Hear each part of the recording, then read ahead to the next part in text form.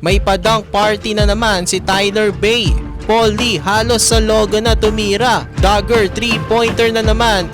Game 4 ng PBA Finals, San Miguel Beermen versus Magnolia Hotshots. Susubukan ng Hotshots makatabla sa serye. Ang Beermen naman gusto nang umabante ng 3-1. Bago magsimula ang Game 4, nagkaroon muna ng awarding ng Best Player at Best Import of the Conference. Si Jonathan Williams nga ang nanalo ng Best Import Award over Tyler Bay at Benny Boatwright. Tapos si CJ Perez naman ang Best Player of the Conference. So first quarter, Tyler Bay naka-score agad, may kasama pang foul.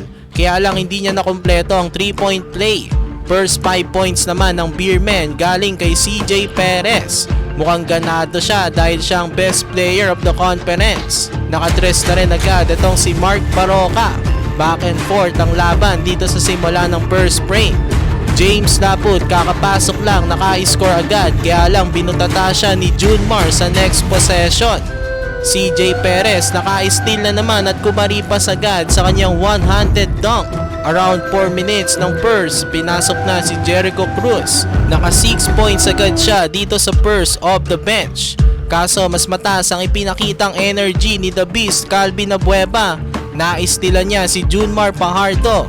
Tapos walang takot pang tinirahan lang si Benny Boatwright. Paul Lee nakatres pa bago matapos ang first. At the end of the first quarter, Hotshots leads 27-19. Second quarter, naka 6 points agad si Junmar Pajardo. Kaya lang sumagot si Gio Halalon from beyond the arc. Tapos Tyler Bay nakadakdak na naman sa magandang pasa ni The Beast. Tapos sinandan pa yan ni Bay ng 3-pointer. Napa-timeout ang Beermen dahil balik sa 9 points ang kalamangan ng Magnolia, 38-29. Of the timeout, Jericho Cruz rumespond from beyond the arc.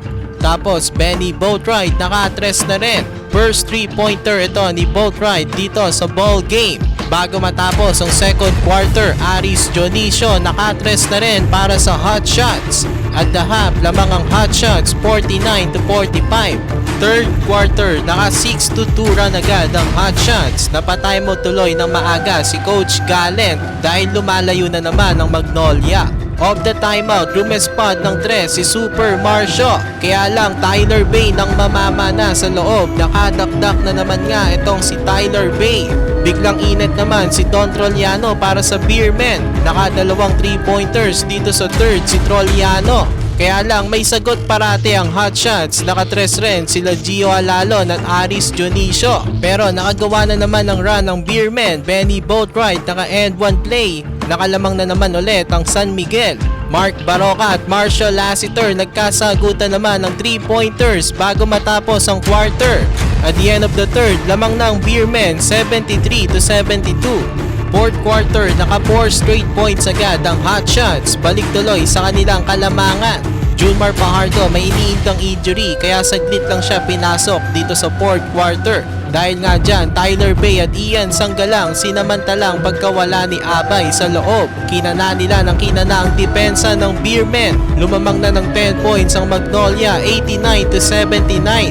Tapos less than 2 minutes, Paul Lee halos sa logo na tumira. Dagger 3-pointer na naman. In the end, nanalo na naman ang Magnolia Hotshots.